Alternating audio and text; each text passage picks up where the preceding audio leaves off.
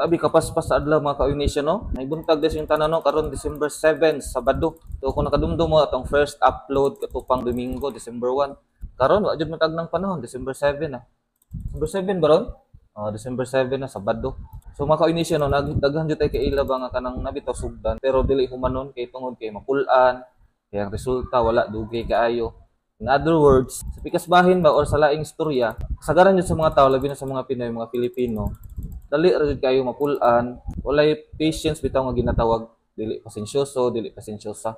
Pero dili tanan, pero kasagaran ning ana jud no. Kabinag na sila sugdan nga butang, tapos way resulta, wala mundang dayon. Pero kana sila iyaha man jud na or ilaha man jud na, wala putay control ana. Pero ang giingon diri kasagaran sa mga Pinoy nga na jud ang mga batasan. Dili siya kahuwat in short. Pero napoy mga kailan nato mga ka-Ignition no. Nagrabe jud pud kaayo pasensya. Bilib jud ta sa pasensyosa ba. Dugay kay mapulan, nagibuhat karon sa iyang journey ginabuhat. Business ba na, pag-vlog ba na, way resulta, way matan-aw. Pero padayon gihapon. Kanang maingon ta nga bisag pa siya makita ron, ngit-ngit pa tayo, di pa makita ang kahayag, pero padayon lang gihapon. Nadyo'y mga ingana mga ka-Ignition no. Pero pipila lang na sila. Ambot lang ikaw kung ingana ba ka unsa mga ka-Ignition ikaw karon nagtan-aw siguro upload man karon. Kung nagtan-aw ka karon unsa man ka pasensyoso ka o dili? Pasensyoso ka o dili? Unsa ka taas imong patience mga ka-Ignition no? Aba kay gisugdan diha tapos way klaro pa di pa kay hayag ang resulta.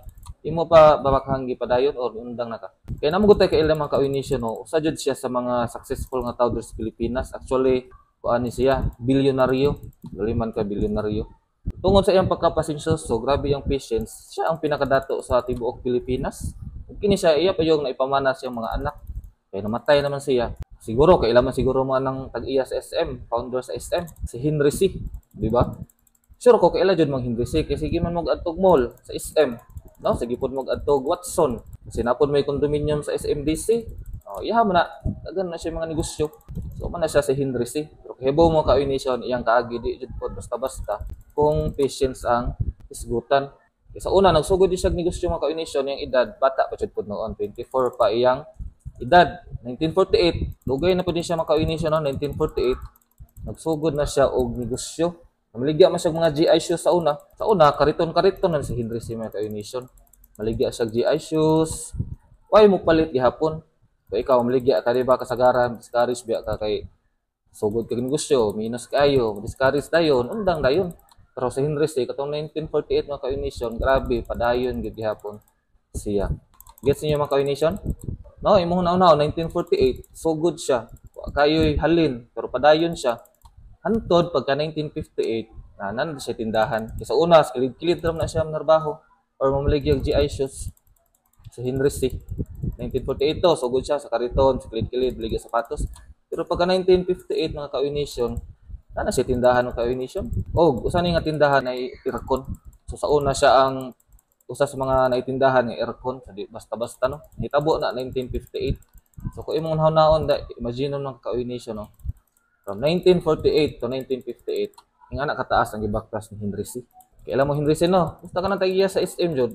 From kariton hantod niabot na lang siya og tindahan, ang siya tindahan. Pero kay man ang ipon, na kay calculator siguro dia. Sige ato sa simong calculator karon bi.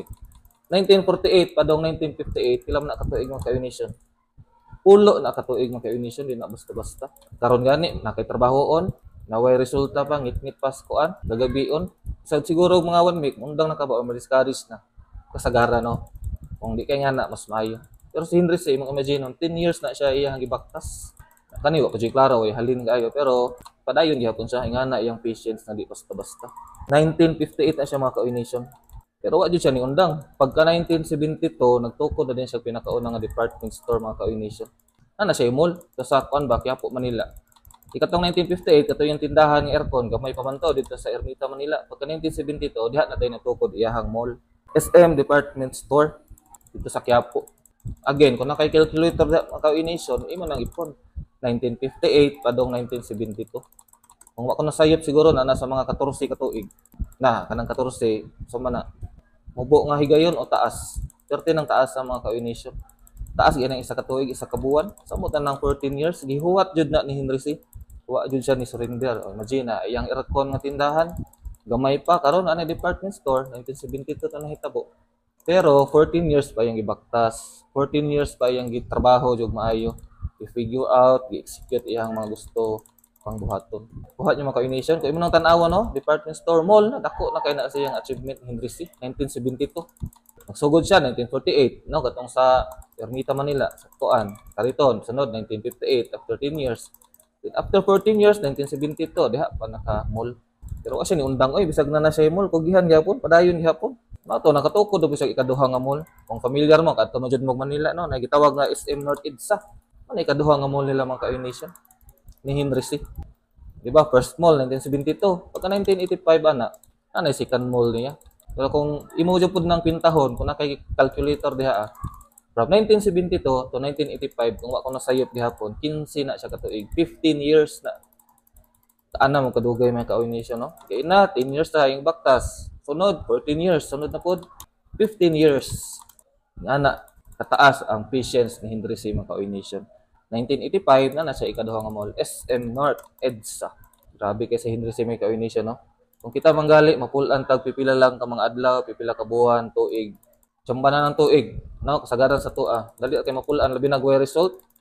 Pero si Henry C. no, katong sugod niya, wa man joy klaro jud, ngit-ngit pas kagabion lagi. Pero patience niya ang iyang gipatigbabaw. Ato pagka 1985 pataas 86, 87, 88 hantod karon halos sunod-sunod na ang pagtuan. Patukod og mga mall ni Henry C. Uban pa ng mga businesses no nag-diversify sa iyang kwarta, iyang negosyo daghan na kaayo. Manang karon siya ang pinakadatos tibok Pilipinas. Patay naman siya. Ayang gipamana siya mga anak. Naman siya mga anak ron.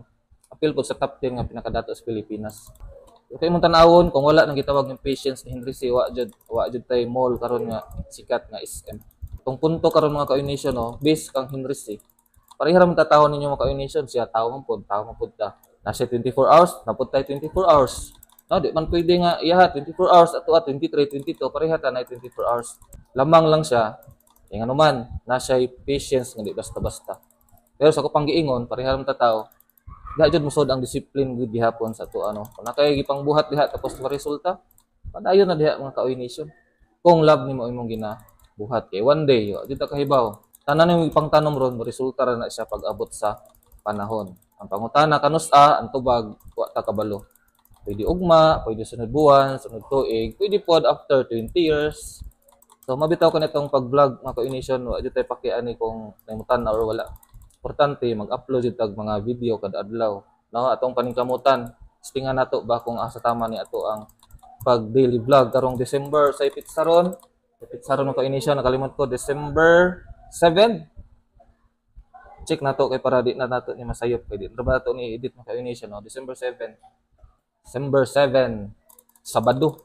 O karon naunsam ka karon basi nagidahigda ra ka ingkod kay gusto buhaton sugdi na then i-apply na gitawag nga patience. Hibaw ka mga ka-Unation no kung natay gusto dali ra jud na siya. Kung natay gusto buhaton vlogging, negosyo, unsa pa tanan ang gusto nato ang pagsugod sayon na jud kay na. Pero ang lahutay diha na magsugod ang tinuod nga duwa. No, labi na goy klaro sa sugod. Diha na magsugod ang duwa jud.